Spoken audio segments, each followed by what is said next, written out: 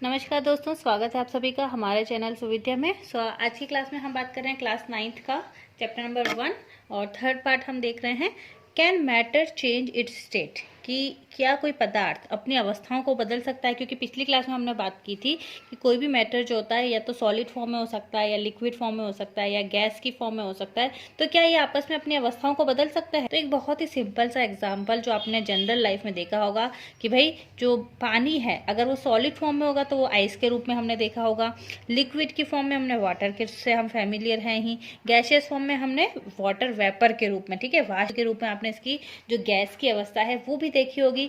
तो क्या कुछ क्वेश्चंस बनते हैं इससे रिलेटेड कि क्या होता है जब हम एक पदार्थ के अंदर, भाई जब कभी वो सॉलिड स्टेट में है कभी वो लिक्विड में है तो और गैस में है, तो क्या वास्तव में उसमें कुछ चेंजेस होते हैं, ठीक है ना। क्या फिर उनके पार्टिकल्स पर कोई इफेक्ट पड़ता है, पार्टिकल्स पे कोई इफेक्ट पड़ता है।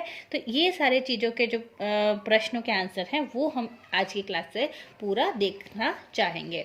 तो देखिए एक सिंपल सा यहाँ पर देख क्या किया हुआ है, एक डायग्राम आप लोगों के सामने है। एक बीकर ले लिया है, ये बीकर है और बीकर में हमने क्या किया है 150 ग्राम बर्फ के टुकड़े डाल दिए हैं, ओके। और ये पूरा इस प्रकार से यहाँ पे हमने थर्मामीटर लगा दिया और थर्मामीटर का जो आगे का नॉब होता है ना, जो आगे का बल्ब होता है, ये रहा बल्ब, तो ये जो बल्ब है ये बर्फ को छू रहा है, इस तरीके से हमने कर दिया।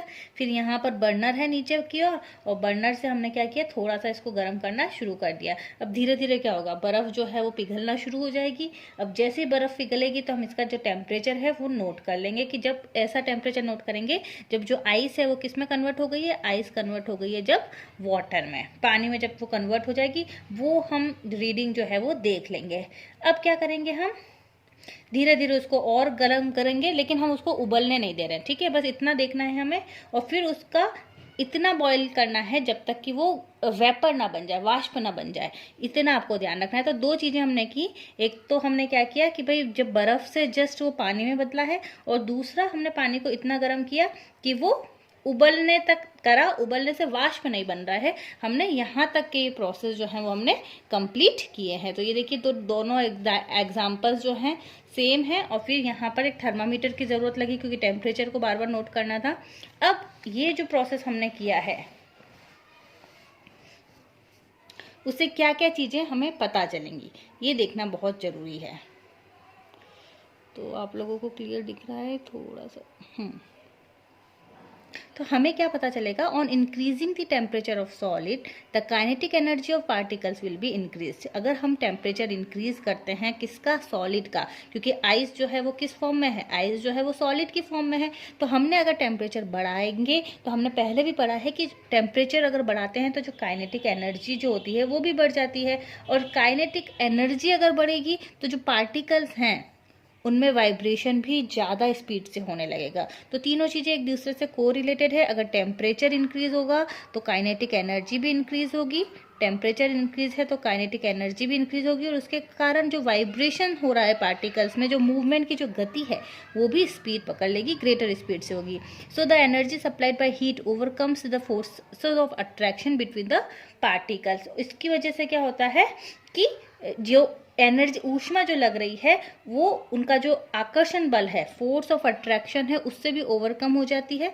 और the particles leave their fixed position, particle अपनी जो फिक्स्ड पोजीशन है उसको लीव कर देंगे, छोड़ देंगे और इधर उधर मूव करना शुरू कर देंगे। और एक ऐसी स्टेज आ जाती है जब सॉलिड जो है वो किस में कन्वर्ट हो जाता है, लिक्विड में कन्वर्ट हो जाता है, यानी सॉलिड जो है वो मेल्ट होने लग जाता है। और वो जो पॉइंट जब कोई सॉलिड किस में कन्वर्ट हो जाता है, लिक्विड में कन्वर्ट हो जाता है एटमॉस्फेरिक प्रेशर में, उसे कहा जाता है मेल्टिंग पॉइंट। ये चीज आपको याद रखनी है कि कण जो हैं, जो पार्टिकल्स हैं, वो अपने फिक्स्ड स्टेज स्थान को छोड़ देते हैं, फिक्स्ड स्थान को छोड़कर वो स्वतंत्र होकर इधर उधर मूवमेंट करने लगते हैं। और एक ऐसी स्थिति आएगी जब जो सॉलिड है वो पिघल जाएगा और पिघल कर किस में कन्वर्ट हो जाएगा, लिक्विड में कन्वर्ट हो जाएगा।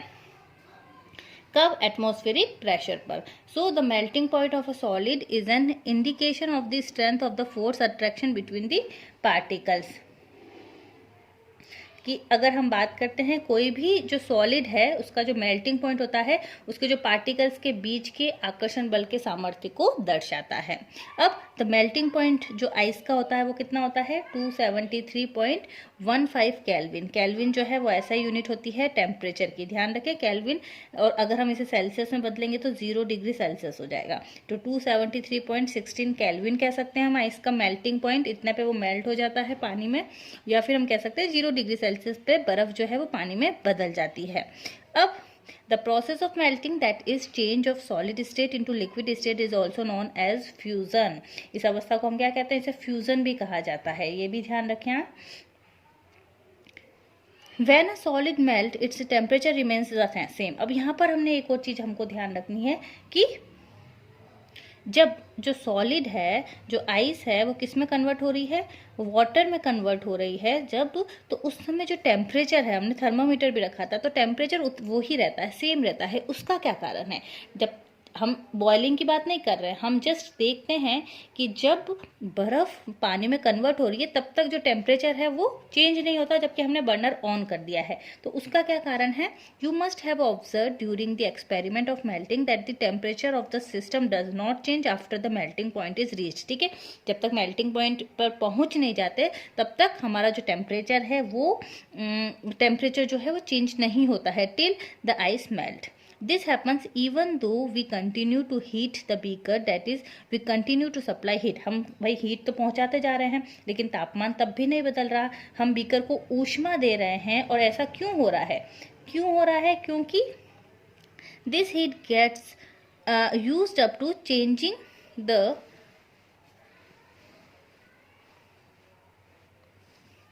state by overcoming the forces of attraction between the particles. तो यहाँ पर ये बहुत ही इंपॉर्टेंट बात कही है कि जो कणों के जो पारस्परिक आकर्षण बल को वशीभूत करके पदार्थों की अवस्था को बदलने से में इस ऊष्मा का प्रयोग हो जाता है कि भाई उनका जो फोर्स ऑफ अट्रैक्शन है उसको ओवरकम किया जाता है उस हीट के द्वारा, ताकि पार्टिकल्स का मूवमेंट और ज़्यादा हो सके। तो पार्टिकल्स के मूवमेंट को इंक्रीज करने के लिए यहाँ पर हीट का प्रयोग किया जाता है।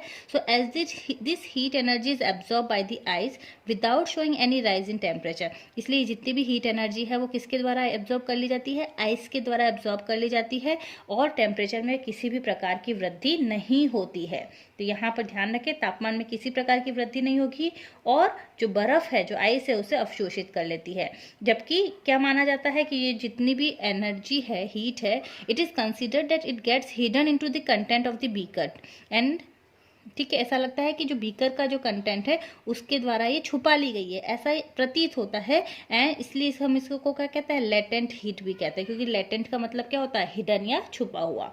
तो वास्तव में होता क्या है? वास्तव में तो आइस जो है इसे अब्जॉर्ब कर लेती है, लेकिन ऐसा प्रतीत होता है that it is hidden into the content of the beaker.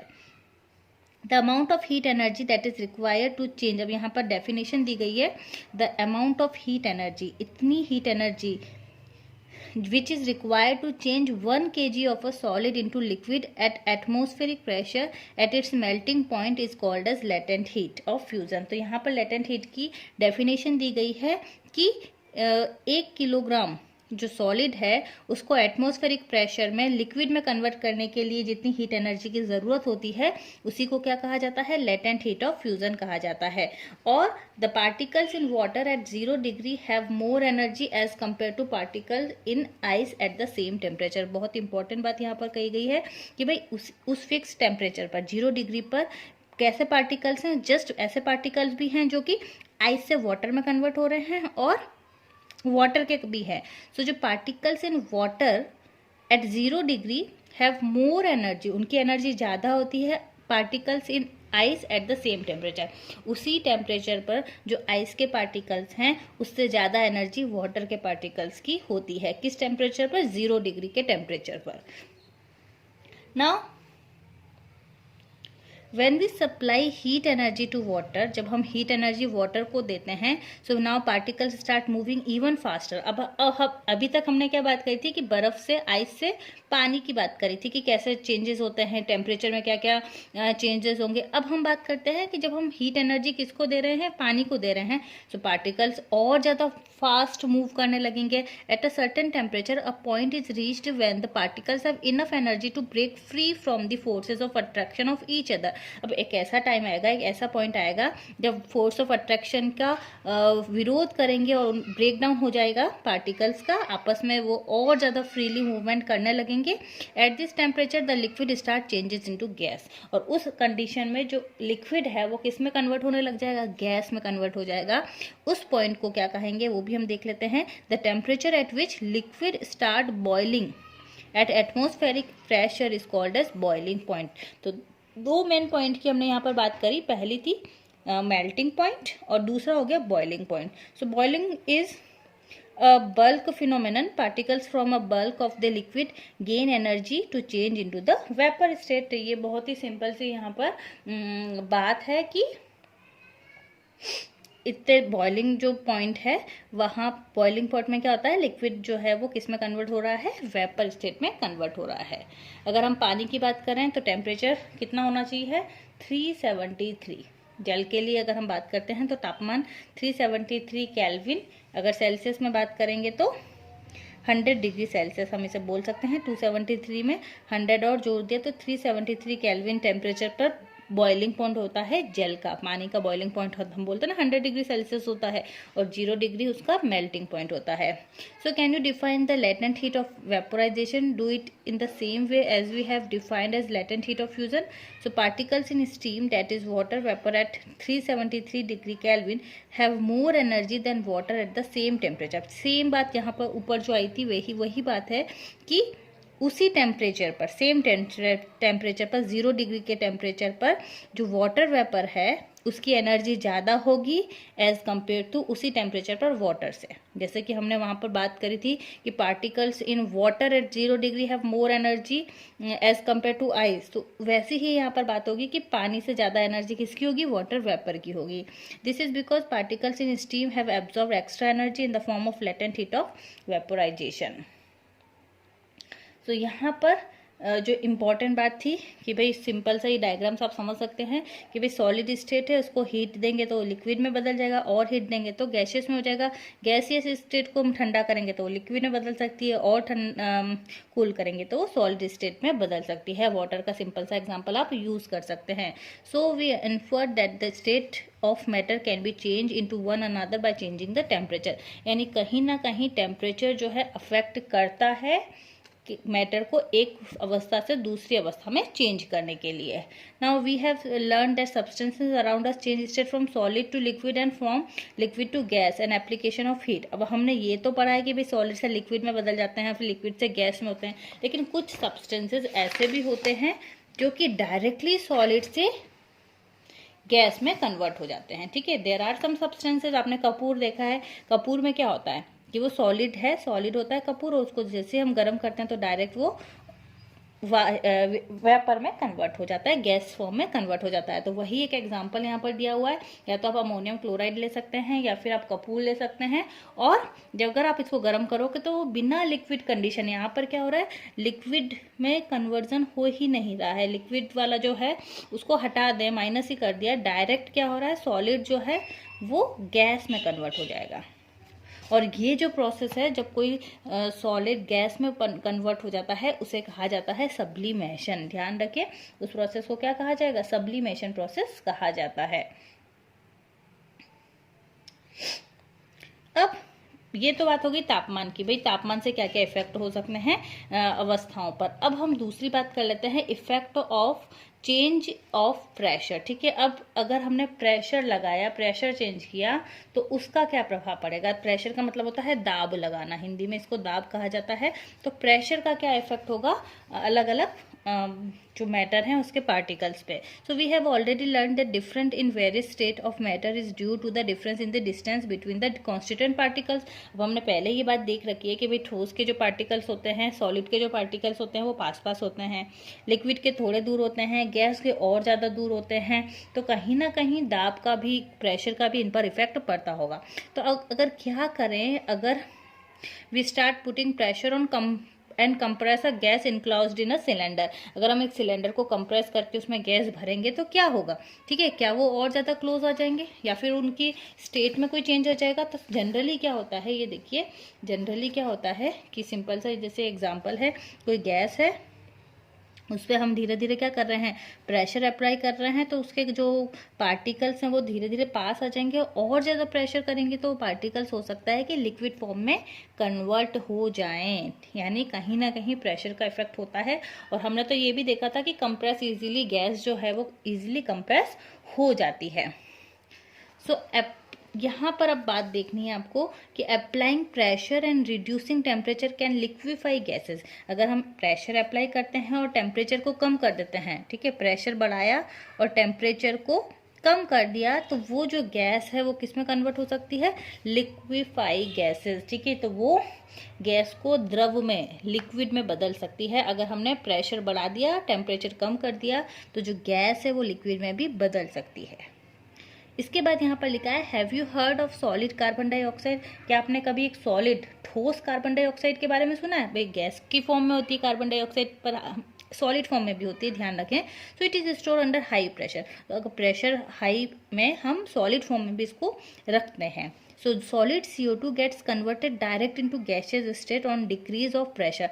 अब जैसे जैसे हम प्रेशर डिक्रीज करते हैं, ठीक है, to 1 atmosphere without coming into liquid state, तो ये प्रेशर डिक्रीज करने से क्या होता है, ये जो सॉलिड कार्बन डाइऑक्साइड है वो गैसियस कार्बन डाइऑक्साइड में बदल जाती है। इसीलिए हम इसको कई बार ड्राई आइस भी कहते हैं। जो सॉलिड कार्बन डाइऑक्साइड जो पीसेस के फॉर्म में पाई जाती है उसको हम ड्राई आइस भी कहते हैं। क्यों? क्योंकि अगर प्रेशर को घटाएंगे, ये चीज़ ध्यान रखनी है, प्रेशर को हम कम करते हैं तो डायरेक्टली ये बिना लिक्विड फॉर्म में जाए सॉलिड से किस में कन्वर्ट हो जाती है, गैसियस फॉर्म में कन्वर्ट हो जाती है।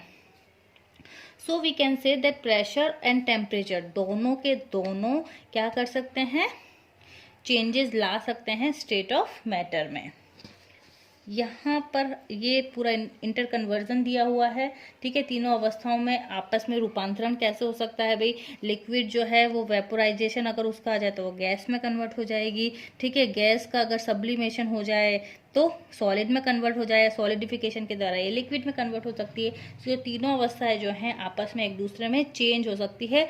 इंटर कन्वर्जन जो है इनका पाया जा सकता है, हो सकता है।